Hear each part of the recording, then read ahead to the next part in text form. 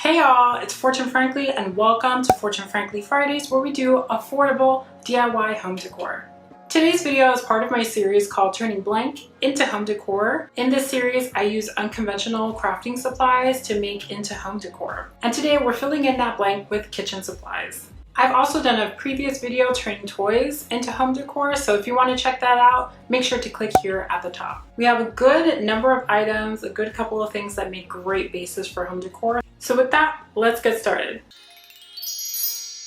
So this first piece is really versatile. I don't exactly know what to call it. You could use it for so many things, including what it was intended for, which is a napkin holder. But you can also use this as maybe a bookend if you put something heavy in it, maybe like a little plant holder or some type of display. So for this project, you'll need a napkin holder, yarn, fabric dye, a sponge, and a glue gun.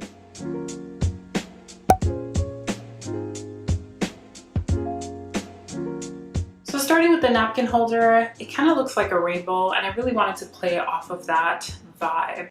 So we're gonna just take some yarn and all we're gonna do is wrap it around the wires here. Just gonna start gluing on the inside so we kind of hide that line of demarcation there. And start wrapping the yarn around the rainbow part of this napkin holder. A tip that I learned here is to roll the excess yarn that you weren't using into a ball. It makes it so much easier. You just like slam dunk it in the middle like it's a hoop, and this makes the process go much faster. So when you're wrapping it around, you don't really have to worry about spacing too much. Every once in a while, you can just kind of scrunch the yarn back together so that it covers most of the metal. We don't want that showing through. When you get to the end, you can just glue it down to the metal and tuck in any of the excess string that might be showing. And then you can just simply take another piece of yarn and do the same thing over again. So you might also want to think about this like you're wrapping a mummy. You know, Halloween is coming up soon. It's early October. Ooh.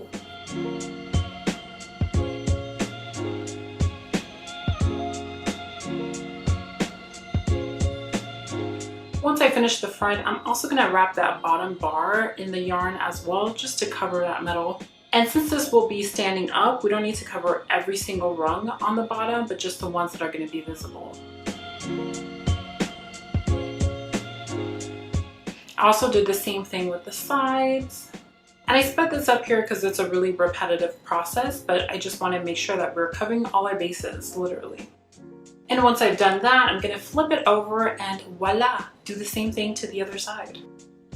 So you can totally leave it this color, nothing wrong with that. It was just looking a little too plain for me, not gonna lie. So I decided I wanted to dye it and I just kind of went with it here. I honestly did not have a plan. At first it was not looking like how I wanted it to look. I'm like, oh my God, am I gonna have to show people my mistakes here? But it did turn out pretty well, so I'm gonna share it with you. So just taking some boiling water, I mixed in some brown dye that I had and soaked some of it up with a sponge before sponging that color onto the edges of this rainbow. I was kind of going for like an ombre effect, if that makes sense. I don't know if I really accomplished it here, but we tried. So I'm just going to continue to sponge it on. Try not to go overboard with it, although I couldn't restrain myself. I really tried. And I flipped it over, did the same thing on the back. You can see that the edges are pretty dark, but it will look totally different once it dries, so keep that in mind. By this time, I became frustrated with how the sponging was going and I decided to just go for it. So we're gonna dunk it into this water. I literally just dunked the edges of the rainbow into the water so that we can get some type of dye going, some type of cohesion here. And this method actually worked pretty well for me, and here's how it turned out.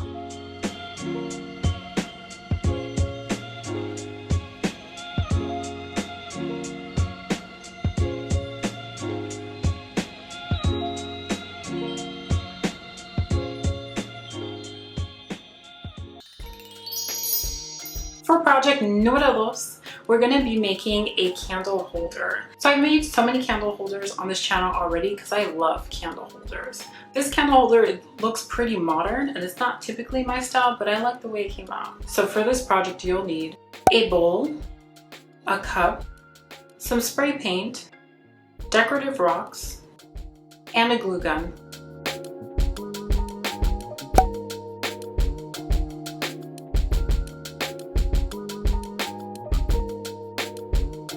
Taking the bowl and the cup, we're going to be gluing them together on the bottom sides. So I went in with hot glue here, but I really recommend using E6000 in addition to the hot glue, just to make sure that that doesn't come apart. And that shouldn't take very long to dry at all. And here's what it looks like once it's glued together. Now you're ready to spray paint it. I chose this matte black color just to make a kind of classic look, but you can go with whatever color you would like. So I live in the Sunshine State, but it always rains. Nobody tells you this, but it always rains. There was a storm coming. I had to spray paint this so quickly and raindrops started to fall and I was freaking out. The wind blew my stuff away. I felt like, I was in the Wizard of Oz or something. So don't let that happen to you. Pick a good time to spray paint. Check the weather. But once that's finished, you want to let this dry. It should dry to the touch within 20 minutes, but you really want to let this dry for a good couple of hours before you start manipulating it. And all I'm going to do is pour these decorative rocks into the bowl, and then I just put a candle in the middle and lit it up.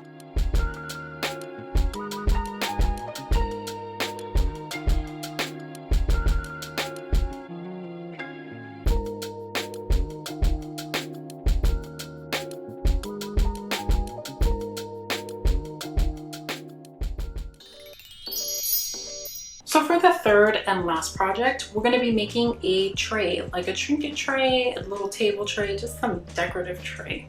I like trays. For this project, you'll need a stove cover and 4 bundles of nautical rope. Taking the stove cover, this actually comes in a pack of 2. So there's a little mama stove cover and a baby stove cover, which I think is super cute, but we're only going to be using Big Mama today. Taking the nautical rope, I'm just going to swirl the middle up so we have a base to glue it onto the stove cover first. And once we do that, we can glue it in the middle. So I want to just be clear that this is not the middle. I don't know what I was thinking. I would highly recommend measuring this out, but it didn't work out that way for me. But we're going to roll with it because that's what we do on this channel. And you're literally just gonna glue around. You can move that stove cover around like a turntable to make sure that you're gluing it correctly. But it's super simple, just apply glue. You wanna glue it down to the stove cover and glue it to the piece of the rope that came before. Once you get to the end, you're just gonna twist that end up, glue it together, and then glue that down to the stove cover. And then you can continue with the next piece of rope that you have. You'll keep doing this until you reach the rim of the cover. And now we're going to build some height to this. As we go around, we're going to start gluing the rope on top of the previous rope that we put, just to give this a little bit of height and a little more depth. And a little note here, I'm actually using the Gorilla Glue hot glue instead of the typical one. So this gives you a little bit more strength in terms of keeping things together.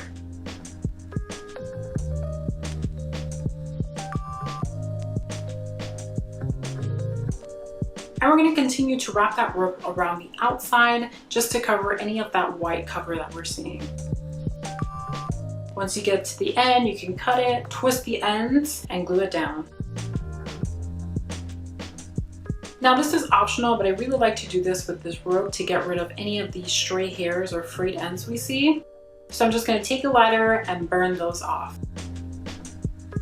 This actually looks like something Anthropology would sell for like $150 and your firstborn child, but we made it for only $5 on this channel, so good job.